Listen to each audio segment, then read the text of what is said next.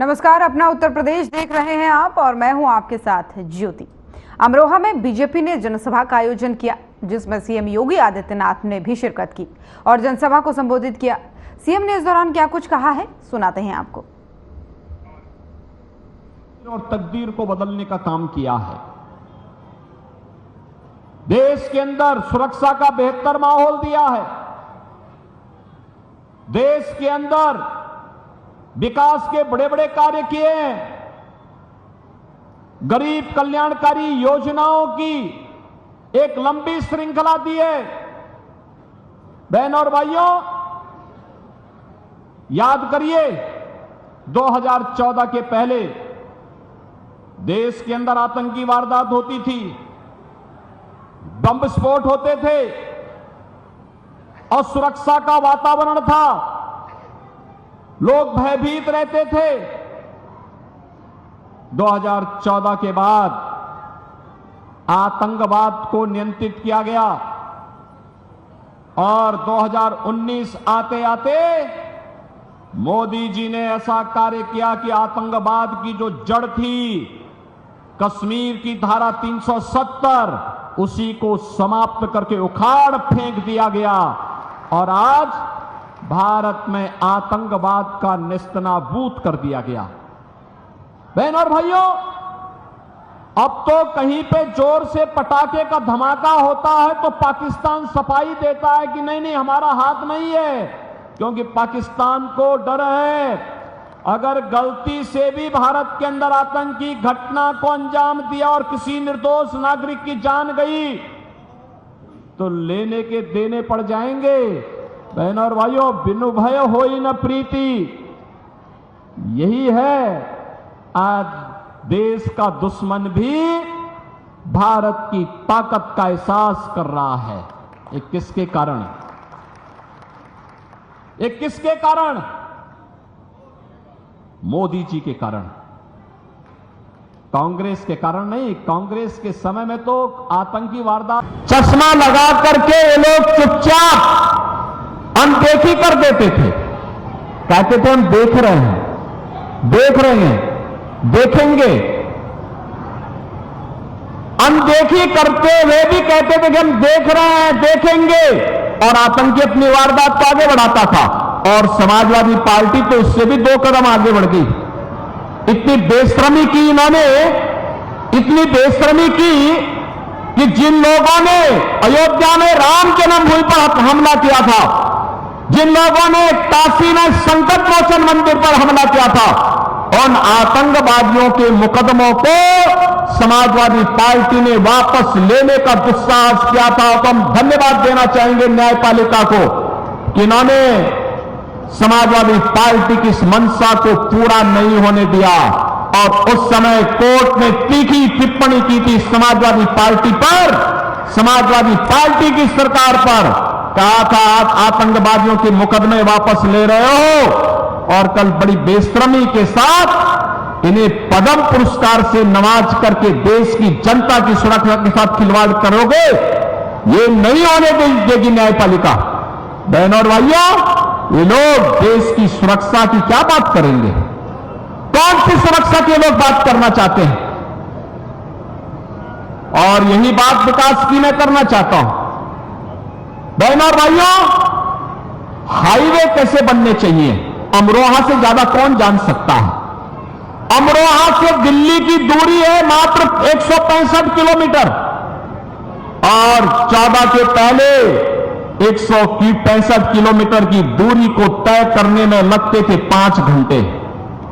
मोदी जी के नेतृत्व में जब सरकार आई, आज यही दूरी मात्र 2 घंटे में तय होती है, मात्र 2 घंटे में। कांग्रेस आपके समय की कीमत को नहीं समझती थी, कांग्रेस आपकी सुविधा को नहीं समझती थी। कांग्रेस न रेलवे का विकास कर पाई, न हाईवे का विकास कर पाई, और आज तो हम अमरोहा जनपद को गंगा एक्सप्रेसवे के साथ जोड़ रहे हैं। अब दिल्ली जाना होगा तो 1.5 घंटे में, और लखनऊ जाना होगा तो 4 घंटे में, प्रयागराज जाना होगा तो 6 घंटे में आप प्रयागराज की दूरी भी पूरा कर सकते हैं। बहनों और भाइयों, गंगा एक्सप्रेसवे की एक सौगात भी इस जनपद को प्राप्त हो रही है। रेलवे हो या हाईवे, एक्सप्रेसवे हो या फिर हर घर नल की योजना, 1 डिस्ट्रिक्ट 1 मेडिकल कॉलेज की बात हो या देश के अंदर वर्ल्ड क्लास जो सुविधाएं हैं, इन सभी को आगे बढ़ाने के लिए किस हद तक कार्य हुए हैं, आज ये अभिनंदनीय है। देख सकते हैं विकास आज बोल रहा है, ये सभी मोदी जी के कारण। और गरीब कल्याणकारी योजनाओं की बात तो क्या करना। कांग्रेस ने 1970 में नारा दिया था गरीबी हटाओ का, गरीबी हटाओ। बहनों और भाइयों, गरीबी तो नहीं हटी। हां, एक परिवार को देश के संसाधनों को लूटने की पूरी छूट मिल गई थी, पूरी छूट मिल गई थी। चाहे वह परिवार दिल्ली में रहा हो, चाहे वह परिवार सफाई का रहा हो, ये लूटते थे, अराजकता फैलाते थे। और डॉक्टर मनमोहन सिंह जी ने तो जब प्रधानमंत्री थे उस समय उन्होंने क्या कहा था? उन्होंने कहा था कि देश के संसाधनों पर पहला अधिकार मुसलमानों का है, तो हमारा दलित कहां जाएगा, पिछड़ा कहां जाएगा, एक खड़गवंशी कहां जाएगा, पाल कहां जाएगा, सैनी कहां जाएगा, गरीब कहां जाएगा, किसान कहां जाएगा, माताएं और बहनें कहां जाएंगी, नौजवान कहां जाएंगे। देश के अंदर कांग्रेस जाति के नाम पर, क्षेत्र के नाम पर, भाषा के नाम पर बांटती रही। गरीब भूखों मरता रहा, किसान आत्महत्या करता रहा, नौजवान पलायन करता रहा। और एक कांग्रेसी और उनके सहयोगी दलों को आज के इंडी गठबंधन के रूप में आपके पास आए हैं। बहनों और भाइयों, ये देश के साथ गद्दारी किए हैं और फिर गद्दारी करने के लिए अपने झूठे घोषणा पत्र के साथ आपके पास आए हैं। आज कांग्रेस का जो घोषणा पत्र है उसको आप देखेंगे, क्या कहते हैं? कहते हैं देश हमारी अगर सरकार बनी तो हम सरिया कानून लागू कर देंगे। आप बताओ, ये देश बाबा साहब भीमराव अंबेडकर के द्वारा बनाए गए संविधान से चलेगा या किसी शरीयत से चलेगा? भारत संविधान से चलेगा। बाबा साहब भीमराव अंबेडकर के द्वारा बनाए गए संविधान से भारत चलेगा, न कि किसी शरीय कानून से। कांग्रेस के लोग अपने घोषणा पत्र में इस बात की चर्चा करते हैं कि हम व्यक्तिगत कानून को लागू करेंगे, यानी शरिया कानून लागू करेंगे, क्योंकि मोदी जी ने 3 तलाक की कुप्रथा को रोक दिया, पूरी तरह रोक लगा दी, उस पर लगाम लगा दी। और उसको कहते हैं कि हम फिर से व्यक्तिगत कानून पुनर्बहाल करेंगे। ये लोग शरिया कानून लागू करेंगे और कहते हैं कि हम लोग जनता की प्रॉपर्टी को हत्या करके, ले करके उसके माध्यम से फिर उसका बंदर बांट करेंगे। बहनों और भाइयों, क्या आप कांग्रेस और समाजवादी पार्टी को अपनी संपत्ति पर डकैती डालने की छूट देना चाहते हैं क्या? अरे आपके बाप दादों ने कमा करके संपत्ति रखी है, देखो ना इन बेशरमों की हालत। एक तरफ आपकी संपत्ति पर इनकी कुदृष्टि है और दूसरी तरफ माफिया और अपराधियों को अपने गले का हार बना करके कैसे उनके नाम पर खतिया पड़ रहे हैं, आपने देखा होगा इनके हाल को। देखा है ना, देखा है ना। और मैं यहां की जनता को तो धन्यवाद दूंगा। मैं 2017 में जब आया था यहां, इसी महेंद्र खड़गवंशी के प्रचार में मैं आया था, यहीं पे सभा हुई थी 2017 में भी और 2022 में भी। और बहनों और भाइयों, तब 2017 में मैंने कहा था, कबीरदास जी ने एक बार कहा था कि अपने पुत्र के बारे में उन्होंने कहा था कि उससे छुटकारा पाना चाहते थे। उन्होंने कहा कैसा पूत कमाल। और आपने भी कबीरदास जी के वचनों को अंगीकार करते हुए महेंद्र खड़गवंशी को यहां से विधायक बना करके भेजा। बना के भेजा ना 17 में, 22 में भी आया ना। और देखो उन्होंने यहां पर विकास के कार्यक्रमों को आगे बढ़ाया।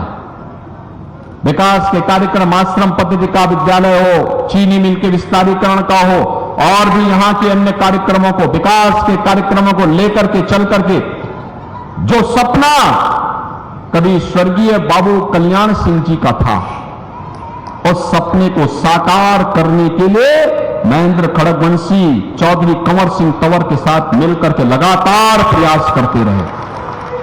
बहनों और भाइयों, आप सोचो सरदेव कल्याण सिंह जी की भावनाओं के अनुरूप आज अयोध्या में भगवान राम का भव्य मंदिर बन गया है। बन गया ना, अयोध्या में राम मंदिर का निर्माण हो गया ना। अब कोई संदेह है क्या? अभी भी कोई संदेह है किसी को? और आप सोचिए, जब कल्याण सिंह जी का देहांत हुआ तो समाजवादी पार्टी के लोग गए भी नहीं। अपमान किया था इन्होंने स्वर्गीय कल्याण सिंह जी का। और इसीलिए आज मैं आपसे कहने के लिए आया हूं कि गरीबों के हकों पर डकैती डालने वाले आज मोदी जी के शासनकाल में 80 करोड़ गरीबों को फ्री में राशन की सुविधा का लाभ मिल रहा है।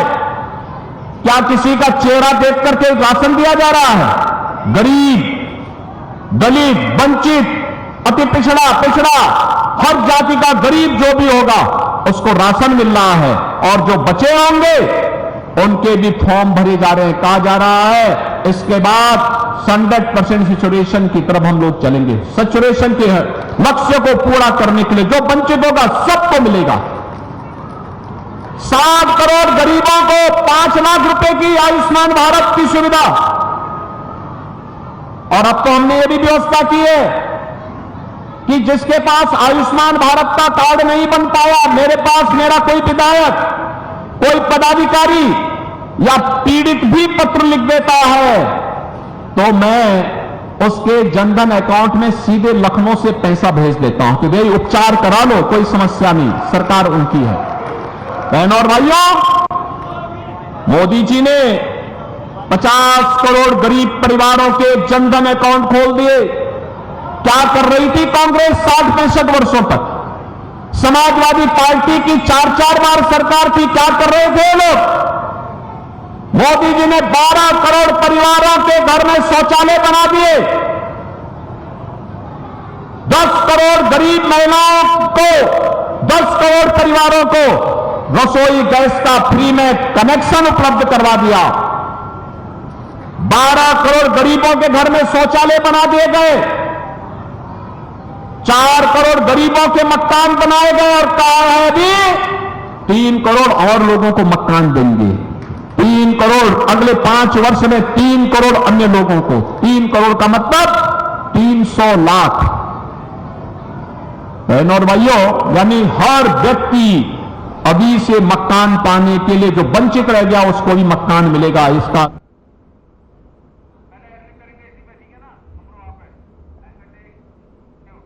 तो अमरोहा से सीएम योगी को सुन रहे थे आप, जहां पर उन्होंने विपक्ष पर यानी कांग्रेस पर जमकर निशाना साधा और साथ ही साथ उन्होंने बीजेपी के किए गए कामों को भी बताया। उन्होंने कहा कि 10 साल में पीएम मोदी ने जो है देश के विकास के लिए काम किया है और साथ ही इस दौरान उन्होंने विपक्ष पर तंज कसते हुए कहा कि कांग्रेस ने पिछले 60-65 सालों में देश के लिए क्या किया है।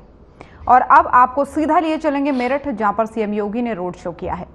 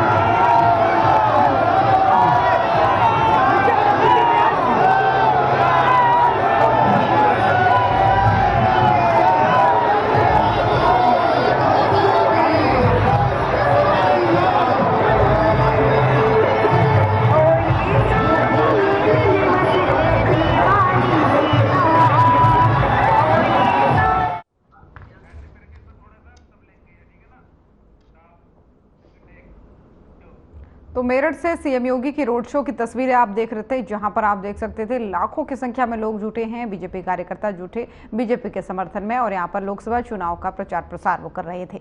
तो चलिए खबरों में आगे बढ़ेंगे। पश्चिम बंगाल के दक्षिण मालदा में बीजेपी ने रोड शो का आयोजन किया, जिसमें केंद्रीय गृह मंत्री अमित शाह ने भी शिरकत की।